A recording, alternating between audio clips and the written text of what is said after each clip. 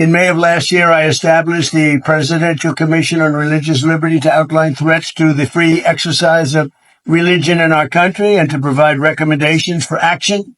America was founded by people of faith, and it was settled as a haven for religious freedom, so important as we prepare to celebrate the 250th anniversary of our founding next week.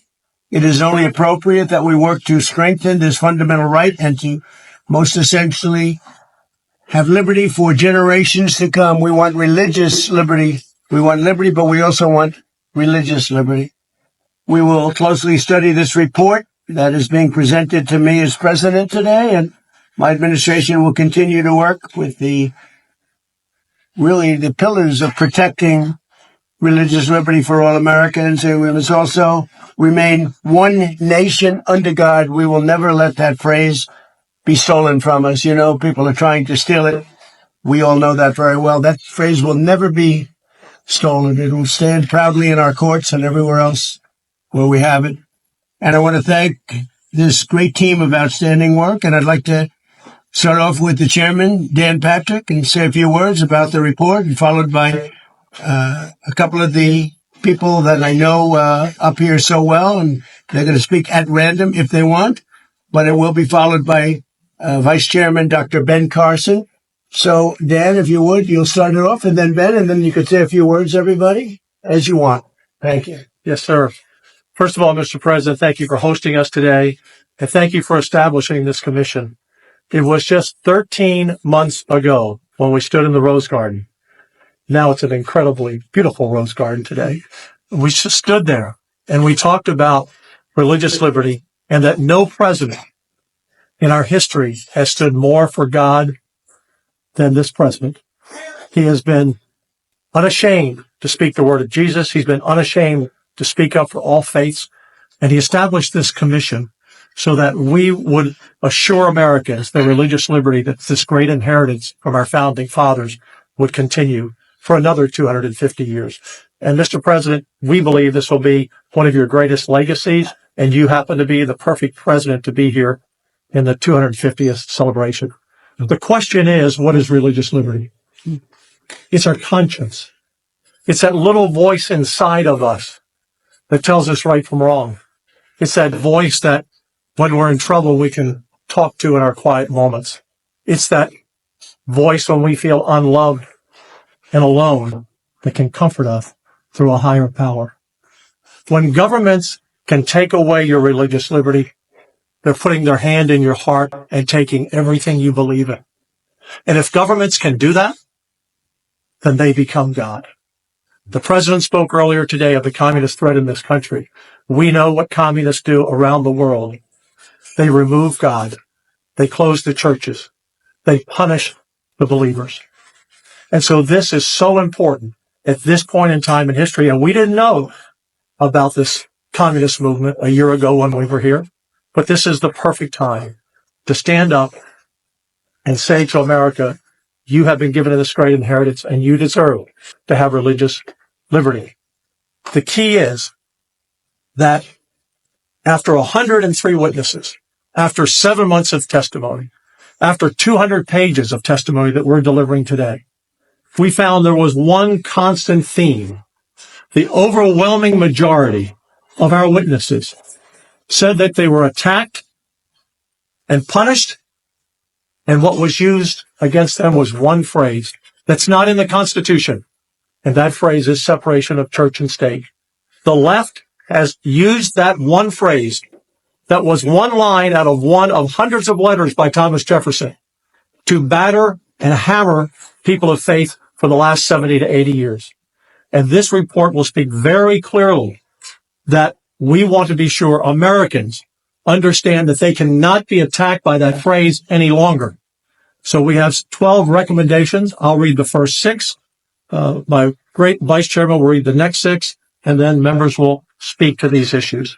So, Mr. President, recommendation number 1, instruct the Department of Justice to issue guidance clarifying the proper understanding of the Establishment Clause and the separation of church and state. Number 2, the Department of Justice, the Department of Health and Human Services, the Equal Employment Opportunity Commission, shall issue Know Your Rights posters for students, parents, public teachers, administrators, religious leaders, religious institutions, healthcare workers, and military service members. St. Carson, I'll let you finish with the remaining 7. 6. Go ahead.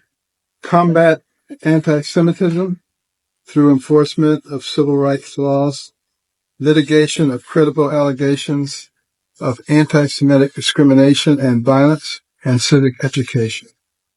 Protect religious Americans from government-led litigation targeting their free exercise.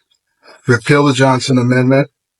Order the Department of War to streamline and improve the religious accommodation process.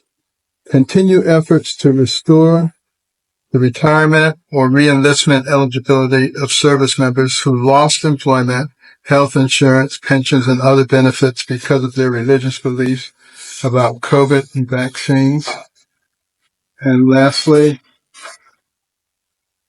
honor the courage of religious liberty heroes through creating a Presidential Medal of Religious Liberty and First Freedom Hero Awards to recognize Americans who stand up for religious freedom and play an indispensable role in protecting citizens' constitutional rights. And Mr. President, we just want to thank you, first of all, for appointing us to this commission, and secondly, for your steadfast dedication to religious liberty. I don't think anybody has done as much as you have, maybe not everybody else put together. And some people in the beginning thought it was just fake, it was just politics, but you've been steadfast throughout the whole thing. And it's a big part of America. Our founding document says that our rights come from our Creator and not from government. And people who try to divorce us from that heritage, do they realize that that's in our founding document? Do they realize that our Pledge of Allegiance says we are one nation under God? Do they realize that many courtrooms in the land on the wall it says in God we trust? That every coin in their pocket, every bill in their wallet says in God we trust? So if it's in all those places, but we're not supposed to talk about it, maybe we need to see a psychiatrist. Thank you. Other members? Would anybody like to say anything? Anybody? Dr. Phil? Mr. President, I want to underline that this wasn't a performative commission. I remember walking in there, the Attorney General's there, I walk in the next one, the President of the United States is there, seeing what's going on with the commission. And what stuck out at me, for me, is how many Americans showed up saying that they were persecuted in healthcare, military, education, different walks of life, for living their faith and standing up for their faith. It's not just the liberty to choose which house of worship they want. It's actually getting into their daily life, and they're being persecuted in their jobs, in their professions. And that's where the fight for liberty is actually showing up. And they're having the courage to come and talk about that. They can't show a cross on their desk at school. They can't refuse a vaccine because it's against their religion. And they're having the courage to stand up for that. And President Trump is backing them all the way. And this commission is making it all transparent. And I'm just very honored to have been part of that. Thank you very much, Phil. Appreciate your support. You're a great gentleman. Thank you. Anybody? Yep. Mr. President, just thank you for creating this commission. As we celebrate the 250th, we're reminded that we're created equal. We're endowed by our Creator with inalienable rights, that the right to religious freedom for the founders is because of duties to the Creator. What we heard over and over during our commission hearings were people who thought that the Creator should be banished from the public square, that the Establishment Clause meant that religion had to be kept in a closet. We saw over and over again students being told they can form a club, but not if it's a religious club. They can speak at commencement, but not if they mention God. Parents can get vouchers, but not if they use it at a religious school. Over and over again, double standards where religious Americans were victimized. And then we saw unjust ideologies, particularly trans ideology, where parents were told we're going to secretly transition your kids. Medical doctors were told if you blow the whistle on this, we're going to harass you over and over again. The recommendation that I really want to encourage you to make prominent is the last one that Dr. Carson read. Who a community celebrates shows what a community values. And we should be celebrating the heroes of religious liberty. Over and over again, we saw men and women who were victimized, and then they fought back and they won. And we should celebrate those heroes. Thank you very much.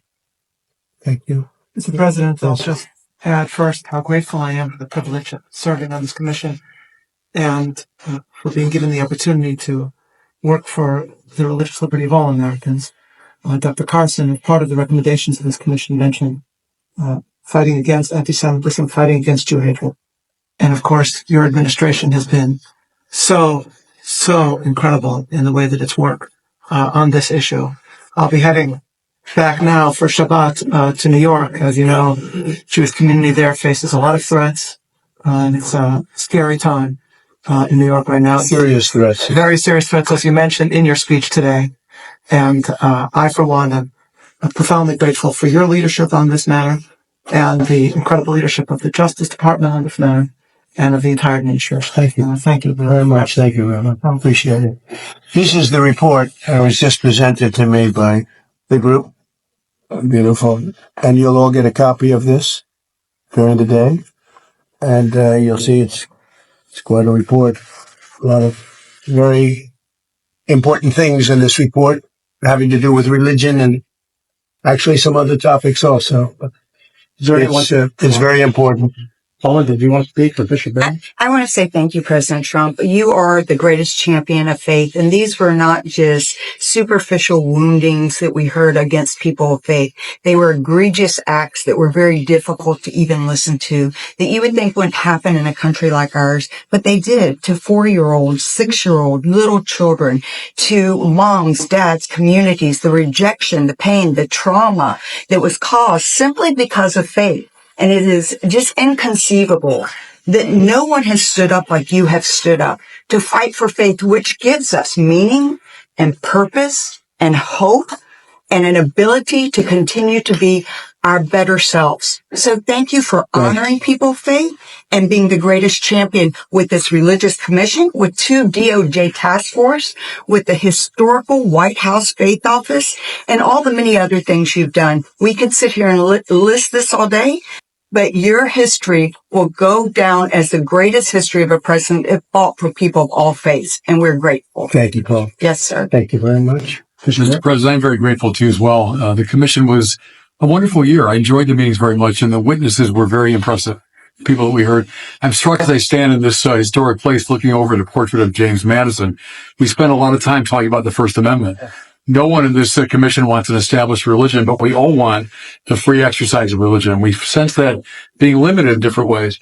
I think we also sense that behind a lot of the particular offenses, there was this great battle, you might say, with what I call the culture of self-invention, that my freedom determines value. I invent who I am. I determine what's good.